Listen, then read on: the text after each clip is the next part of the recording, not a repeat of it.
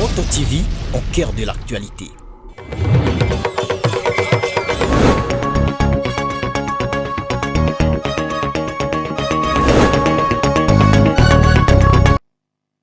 C'est parti pour votre édition. Voici les titres.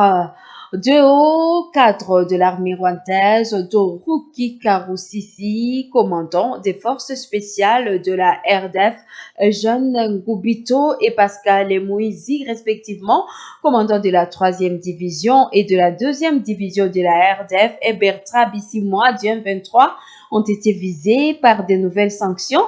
Cette fois, il s'agit des sanctions de l'Union européenne pour déstabilisation de l'Est de la RDC, annonce faite ce lundi 17 mars. Et l'annonce du dialogue entre le gouvernement congolais et le M23 divise l'opinion. Certains y voient une chance de restaurer la paix de l'Est du pays, tandis que d'autres dénoncent une faiblesse face aux rebelles. Pendant ce temps, les rebelles du M23 intensifient leurs efforts pour s'accaparer du Walikale centre. Face à cette avancée, un véritable exode de la population est observé. La RN3 devient l'axe principal d'évacuation vers Kisangani et les villages environnants. Walikale centre se vide de ses habitants. Seuls les FARDC et les groupes d'autodéfense Ouazalendo restent sur place. Voilà tout pour le sommaire. Restez branchés pour l'intégralité. Page noire pour commencer. Décédé le 15 mars 2025 à Sarteano dans les diocèses de Montepulciano, Chiusi, Pienza en Italie après une longue période de maladie.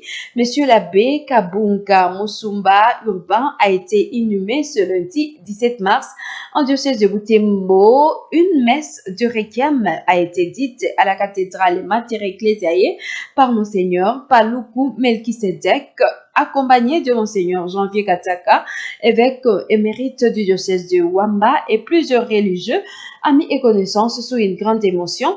Myriam Bekitaouite a fait ses reportages. Ils étaient nombreux, des religieux, religieuses, des familiers, des amis et connaissances venus participer à la messe de Requiem, pour le repos de l'âme de M. l'abbé Kabunga. Cette messe a été présidée par le berger du diocèse de Butembo Béni, Monseigneur Sikuli Paluku Melchisedek, avec à ses côtés Monseigneur Javier Kataka, évêque émérite du diocèse de Wamba. Monsieur l'abbé Musumba Urbain était de la même promotion avec Monseigneur l'évêque de Butembo Béni. Il était un homme plein de talent. Monseigneur Sikuli se rappelle d'un homme humble avec qui il a été ordonné prêtre au diocèse de Butembo Béni par Monseigneur Emmanuel Kataka d'heureuse mémoire. Alikuwa mtulivu, ijapokuwa alikuwa naona kama kupona labda haitawezekana tena, lakini alikuwa na ule utulivu na ameenda katika ule utulivu. Le diocèse de Butembo Béni reconnaît de l'illustre disparu et prêtre passionné dans sa mission et formateur de prêtres dans le pays et à l'étranger. Rigoureux et strict, aussi bien envers lui-même qu'envers les autres, M. l'abbé Urbain Kabunga exerçait brillamment son ministère pastoral. Pour sa famille, il est un modèle à suivre, un conseiller et un homme généreux.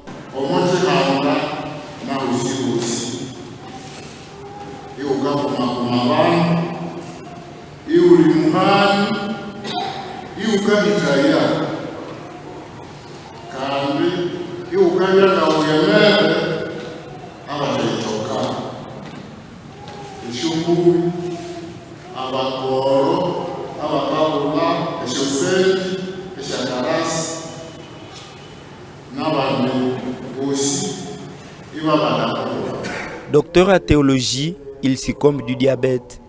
Il servait l'église dans le diocèse de Chiusi, en Italie, où il a été enterré. Paix à son âme. Et autre chose, l'Union européenne a annoncé ce lundi 17 mars des sanctions individuelles contre plusieurs responsables militaires rwandais et des dirigeants du M23. Ces mesures visent des officiers de la force de défense du Rwanda RDF et deux cadres influents de la rébellion l'UEA les accusent plutôt d'être impliqués dans la déstabilisation de l'Est de la RDC. Le point avec Clémence Ningo. Parmi les officiers sanctionnés par l'Union européenne figure Ruki Kurusisi, commandant des forces spéciales de la RDF déployé dans l'est de la RDC. Eugène Kumbito, commandant de la 3e division de la RDF, et Pascal Mouizi, à la tête de la 2e division, sont également concernés. Leurs unités sont présentes en territoire congolais, respectivement depuis août 2022 et août 2023. Dans les rangs du M23, les sanctions touchent Bertrand Bissimois, président du mouvement déjà sous les coups des sanctions de l'ONU, Désiré Rukomera, responsable du recrutement et de la propagande, ainsi que John Iman Nzenze, colonel du M23, sont aussi ciblés. L'Union européenne frappe également le secteur financier du groupe rebelle en sanctionnant Jean Bosco Nzabonimpa Mpenzi, chef adjoint des finances, et Jean Bahati Moussanga, gouverneur de l'administration parallèle mise en place par la rébellion à Goma. Les sanctions incluent les interdictions de voyage et le gel des avoirs des personnes concernées. Elles s'inscrivent dans une série de mesures prises par la communauté internationale pour faire pression sur les acteurs impliqués dans la crise sécuritaire qui ravage l'Est de la RDC. Et la situation en République démocratique du Congo reste tendue et certaine alors que des espoirs de dialogue direct entre le gouvernement et le groupe armé M23 émergent. Certains pensent que ces négociations pourraient ramener la paix dans l'est du pays, tandis que d'autres estiment que le dialogue avec les rebelles est une preuve de faiblesse. Nous suivons le reportage de Luciana Msiviroa et Mwanampezi Mazekele. L'annonce officielle de ce dialogue a été faite le mercredi 12 mars 2025 à l'issue d'une rencontre entre le président congolais et son homologue qui joue les rôles de médiateur.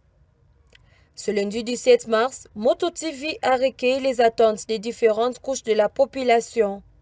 Certains comme Philémon Matoumo, chargé de communication du Parti Bloc Uni pour la Renaissance et l'émergence du Congo Birek, et Jean-Pierre Kasma, militant du mouvement citoyen Lutte pour les changements Lucha, unanimité entre politiques et citoyens dans les soutiens à cette initiative, espérant qu'elle puisse ramener la paix dans l'est du pays. Voilà donc ce que nous avons comme attente de ces assises de demain et que ces assises vont permettre exactement aux Congolais Congolaises à pouvoir retrouver la paix.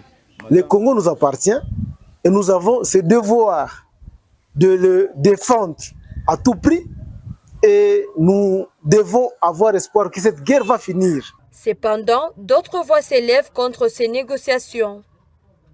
Pour ces sceptiques, dialoguer avec les rebelles constitue une faiblesse car les victimes du conflit ne seront pas présentées aux discussions.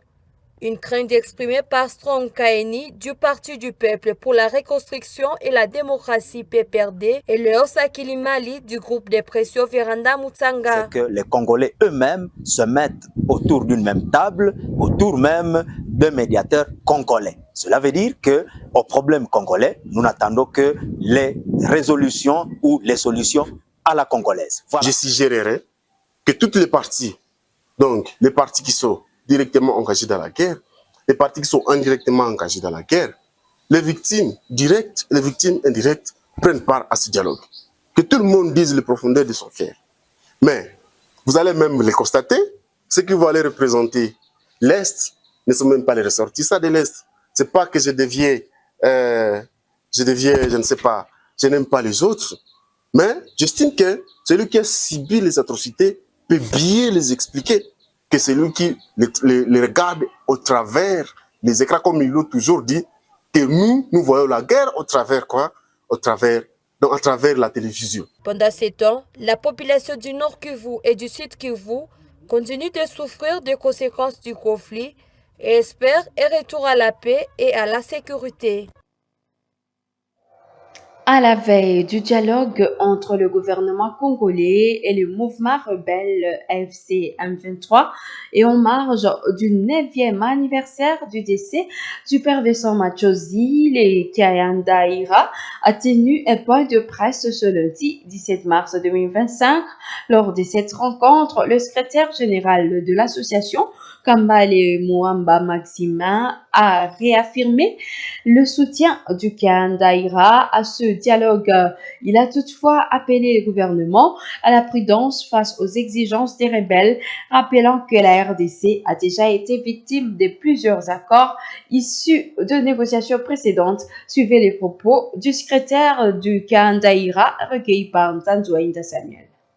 Nous sommes à la veille de pourparlers qui démarre à Luanda déjà à partir de ce mardi 18 mars 2025, mais aussi nous sommes à la veille de la date commémorative de notre père de la résistance, parce que vous savez bien que le père Vincent Machozi avait été assassiné, c'était la nuit, la soirée du 20 mars 2016. La communauté responsable de l'association culturelle Kianda ASBL Obouma Oboabaïra voudrions émettre notre point de vue au regard de ces assises où nous avons souvent décrié que dans toutes les assises déjà programmées avant, la communauté Nande, la communauté Ira n'a jamais gagné, même pas un plus en rapport avec tous les pourparlers, qui ont déjà eu lieu.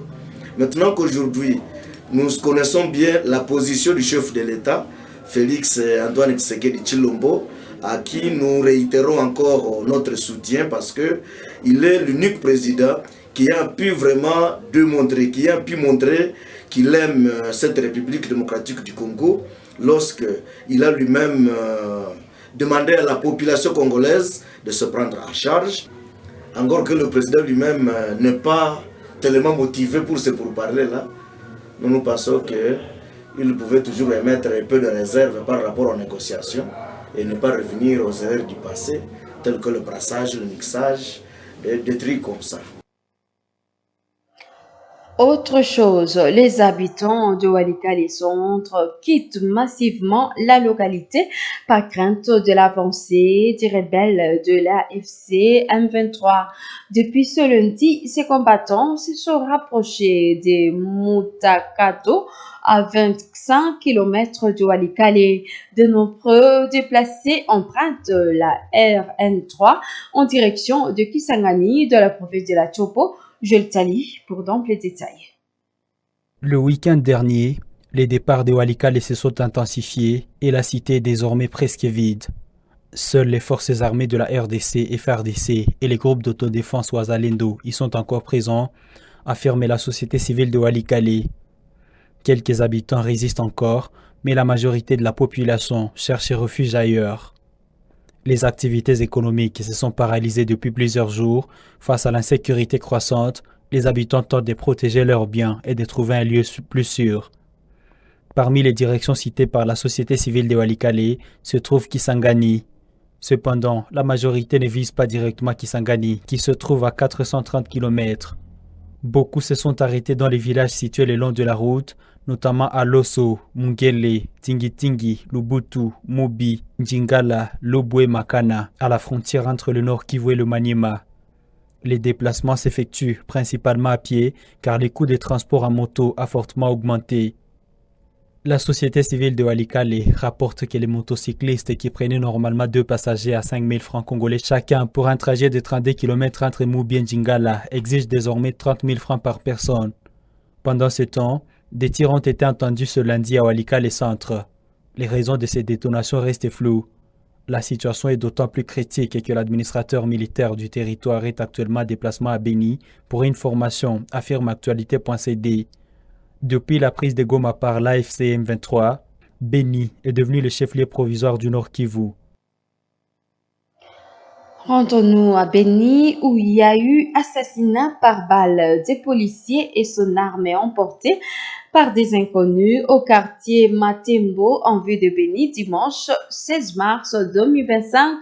La population a passé nuit en brousse passant à une incursion des ADF qui ont souvent investi ce quartier et environ. Aujourd'hui, un groupe de miliciens est signalé dans la zone, ce qui renforce la psychose au sein de la population. Delphine Mpanda pour le point.